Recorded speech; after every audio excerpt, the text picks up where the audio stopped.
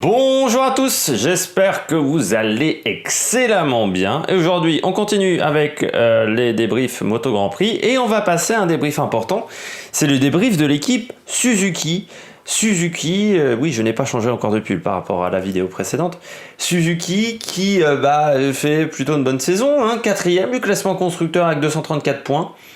C'est le même classement que l'année dernière, mais plus 1 point. Et puis au classement team, pareil, 5e avec 301 points. On gagne pas de place, mais là on perd 1 point par rapport au classement de l'année précédente. 2 victoires, 3 podiums sur la saison pour l'équipe. Et bien moi j'ai décidé de mettre 14 sur 20 pour Suzuki. Suzuki qui a fait, je trouve, une saison plutôt très intéressante, avec des prédispositions qu'on avait déjà vues l'année dernière avec Iannone, avec Johan Mir, mais il y a un truc en plus cette saison. La confirmation n'était pas forcément évidente, il fallait confirmer tout ce qu'on avait vu la saison dernière, c'est ce qu'ils ont réussi à faire et à franchir un petit gap en plus, même si sur certaines courses on sent qu'ils ont encore des petits soucis. La fin de saison est pas mauvaise, mais aurait pu être meilleure. Il y a surtout plusieurs grands prix où ils ont été plutôt rapides, par exemple Assen, par exemple du côté de Silverstone, du côté même de Doha, ils étaient bien. Certains grands prix ont été plus compliqués. Par contre, on avait le sentiment d'une saison où il y a beaucoup de hauts. Par contre, les bas étaient parfois sévères. C'est-à-dire que la Suzuki, sur certaines courses, n'avait pas de rythme. C'est-à-dire avec un Alex Rins qui rentrait même pas en Q2. Ça arrivait quelques fois cette saison. Avec un rythme en EL3 qui n'était pas bon non plus. En EL4, il y a certains grands prix également où on voit très clairement que le moteur Suzuki est pas encore assez efficace pour aller chercher certains pilotes. J'ai l'impression que le moteur Suzuki a quand même rattrapé du retard parce qu'il est au même niveau maintenant que le moteur Yamaha, ou c'est le moteur Yamaha qui n'a pas assez progressé ces derniers temps. Ça, c'est à vous d'en décider. Mais il faut travailler sur le moteur très clairement parce qu'il en a encore beaucoup de chevaux, je trouve, à Honda, à Ducati, et qu'il pourrait rattraper ce retard. Mais saison intéressante, c'est pour ça que je mets 14 sur 20, parce qu'il y a aussi confirmation sur les moments où ils ont été forts, ils ont converti leur temps fort, ce qui n'est pas toujours facile avec 2 victoires, 3 podiums, et puis confirmation du potentiel de la machine, ce qui n'était pas forcément évident de réussir à faire 2 années fortes, vu que par exemple en 2017, la saison avait été assez mauvaise pour l'équipe japonaise. Alors, comme vous en avez l'habitude, on passe au détail des qualifs, au duel des pilotes. Voilà, en qualification, Rins 14-4 face à Johan Mir, et en course 13-5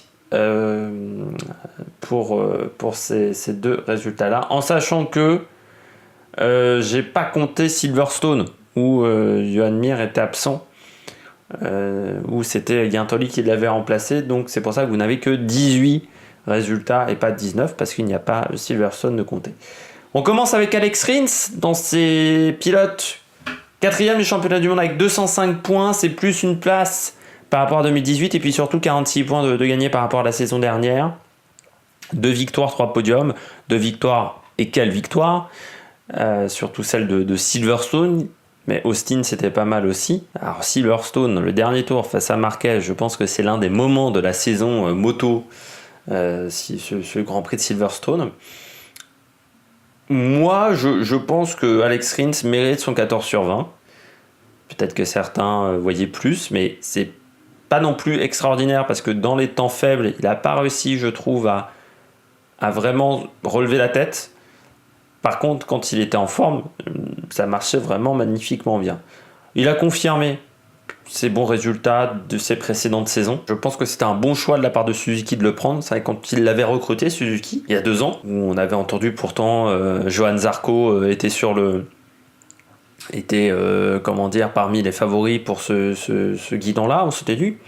Bon, Rins, c'est pas un mauvais pilote de Moto 2, loin de là. Il est rapide, mais est-ce qu'il n'est pas encore un peu jeune? C'était un peu comme Fabio Quartararo. Et au final, il a prouvé que sa première année, qui pourtant n'était pas facile, avec une Suzuki qui était difficile à piloter, avec un équipier qui n'était pas forcément fantastique, Andrea Iannone, il a quand même réussi à s'en sortir. La saison 2, il est quand même meilleur que Iannone, je trouve, sur pas mal de courses, et il fait du bon boulot. Et là, cette année, c'est pas parfait, il peut encore faire beaucoup mieux, il y a encore du potentiel, comme dirait Didier Deschamps. C'est parce qu'il manque encore d'expérience. Mais je pense que c'est un pilote qui est aujourd'hui capable d'aller chercher le titre de champion du monde. Peut-être pas chez Suzuki, quoique il y a quand même des moyens chez Suzuki, mais il est capable d'aller chercher le titre de champion du monde. Pour le faire, il faudra qu'il travaille encore en qualification, parce que pour moi c'est un pilote qui est très rapide en course, c'est un racer. Il y a des pilotes comme ça qui sont très bons en qualification, qui sont pas bons le dimanche. Lui, il est moyen en qualification, par contre le dimanche, c'est un très très bon pilote. Peut-être quelquefois un peu trop agressif. Il devrait des fois attaquer un peu moins quand il est en peloton, parce qu'il prend des fois trop de risques. C'est un peu comme Verstappen. C'est un diamant qu'il faut encore un petit peu polir. C'est un top pilote, encore jeune, il faut aussi le dire. Il a, je crois, 24 ans, 25 ans, Alex Rins, donc il a encore de nombreuses années devant lui. L'année prochaine, travailler en qualif, être plus performant, être tout le temps en Q2. Ça est une obligation également quand on veut chercher le titre, surtout face à un adversaire comme Marc Marquez. Et même pour aller chercher le podium, on a vu Fabio, qui est pas loin du podium aussi, il était tout le temps là. Il fait des moins bonnes qualifs que Fabio. Par contre, en course, il est très très très très fort. Et quand il est bien positionné sur la grille de départ, normalement, il est sur le podium. Alex Rins, cette saison, ça s'est confirmé. On passe à Joan Mir, 10 sur 20. Joan Mir, 12e du championnat du monde avec 92 points. On rappelle débutant, c'était sa première année. J'ai oublié de dire que Alex Rins, c'est quand même 16 top 10, 16 top 15. Donc sur 19 Grands Prix, c'est bien. Mais ça veut dire qu'il y a 3 résultats qui n'ont pas été bons. Et ces 3 résultats, c'est 3 abandons. Donc il faut aussi qu'il chute un peu moins, Alex Rins. Comme je dis, pour ça, il faut qu'il soit un peu plus réfléchi quand il court en peloton. Joan Mir, c'est 10 top 10, 12 top 15. Et 10 sur 20. Vous allez me dire, oui, Pecco Bagnaia, tu lui as mis 6, là tu mets 10, t'es quand même beaucoup plus clément pour Joan Mir. Pourquoi je suis plus clément avec Joan Mir ? Déjà, il arrive dans une équipe qui est quand même une grosse structure, qui est Suzuki. Alors certes, je m'attendais quand même à mieux en début de saison, je l'avais même mis en flop, je crois, à mi-saison. Joan Mir. Il fait un bon premier Grand Prix au Qatar, où il finit 8ème, et puis après, il a du mal, ça s'enraye un petit peu, ça marche pas aussi bien qu'il le souhaite. Peut-être aussi parce qu'il manque un petit peu d'expérience, il faut le dire. Joan Mir, c'est un pilote qui, au final, certes a quelques saisons, mais n'a pas fait tant de Grands Prix que ça, parce qu'il est souvent blessé. Joan Mir, encore cette année, 2 courses où il ne démarre pas. L'année dernière, il fait qu'une demi-saison, quasiment. Il a souvent raté des courses, et ce qui fait que même s'il a, je crois, 4 saisons en Grand Prix, il y a certains circuits où il a dû y aller que 2 fois. Donc avant cette année. Donc c'était pas forcément le pilote le plus évident. Après, très gros potentiel. Et puis surtout, pourquoi je mets 10 ? Parce qu'il finit très bien.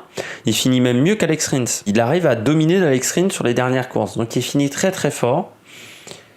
Par contre, un début de saison pas exceptionnel. Et c'est là où ça lui fait perdre des points, par exemple, pour le classement débutant face à Fabio Quartararo, ou pour le classement indépendant, enfin pour un meilleur classement au championnat du monde, pour entrer dans le top 10. C'est sur le début de saison que ça lui coûte. L'année prochaine, par contre, ça sera un client, parce que sur ces dernières courses, il était vraiment très très fort.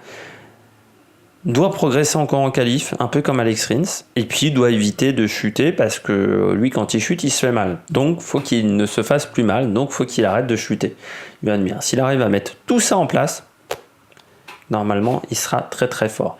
Et puis, on passe au 3e pilote, c'est pour ça que cette vidéo est un petit peu plus longue, Sylvain Guintoli, le français, 25e du championnat du monde avec 7 points, et bien c'est plus 7 points par rapport à la saison dernière, et puis surtout 6 places de gagné, avec un départ en plus, je crois, par rapport à l'année précédente. 14 sur 20 pour moi, Sylvain Guintoli. Alors, dans les autres équipes, j'ai pas parlé des pilotes j'ai pas parlé de Bradley Smith qui a aussi roulé sur la Aprilia, mais là c'est parce qu'il est français. Je suis un chauvin, voilà, tout simplement. Pour moi, pourquoi 14 sur 20 ? Parce que déjà, quand on l'a appelé, il a répondu présent. À Silverstone, par exemple, il marque des points, alors qu'il n'était pas normalement prévu pour ce Grand Prix. Après, il connaît bien l'Angleterre, parce que déjà, il a fait le championnat du monde Superbike, mais il a également participé au British Superbike. Donc ça aide à connaître les circuits anglais. Mais à chaque fois qu'on l'a vu, il n'a pas fait de mauvaises prestations. Peut-être un peu plus Motegi, un peu plus en retrait, mais il a plutôt été bon sur toute la saison. Gros travail à l'usine, parce que si la moto est performante, c'est grâce à son travail à l'usine. pas ridicule en course comparé à Bradley Smith par exemple, qui a vraiment pas été top, je trouve. Je m'attendais à beaucoup mieux. Et puis la saison a quand même été chargée pour lui, parce que consultant Canal+, donc très présent pendant toute la saison. Très bonne année pour lui. Le travail paye pour l'équipe. Donc voilà, c'est pour ça que je lui mets 14 sur 20. On passe aux enjeux 2020. Les enjeux 2020, se rapprocher de Ducati, dépasser Yamaha au niveau des classements, se rapprocher de Ducati. Je pense qu'ils en ont la capacité, ils en ont les moyens techniques, ils connaissent bien leur moto, ils maîtrisent bien leur moto, ils maîtrisent bien leur technologie sur leur moto. Pour ça, il faudra que les deux pilotes soient au top. Mais je ne suis pas trop inquiet pour Johan Mir, ni pour Alex Rins. Je pense qu'Alex Rins va continuer par rapport à ses saisons précédentes. Et du côté de Johan Mir, je pense qu'il a enfin compris comment marchait la moto Grand Prix. Je disais de Pecco Bagnaia qu'il n'avait pas encore compris comment marchait une moto Grand Prix. Johan Mir, j'ai l'impression qu'il a compris comment ça marchait l'écosystème MotoGP. Donc ça devrait plutôt bien se passer pour ces deux pilotes-là.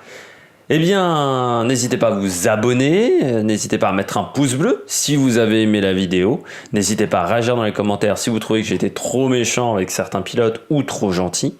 Et puis nous, on se retrouve encore pour faire Yamaha, pour faire Tech 3 et Johann Zarco, les 3 dernières vidéos, Moto Grand Prix, puis il y a encore les vidéos Formule 1. Allez, ciao ciao sur l'Amérique Production.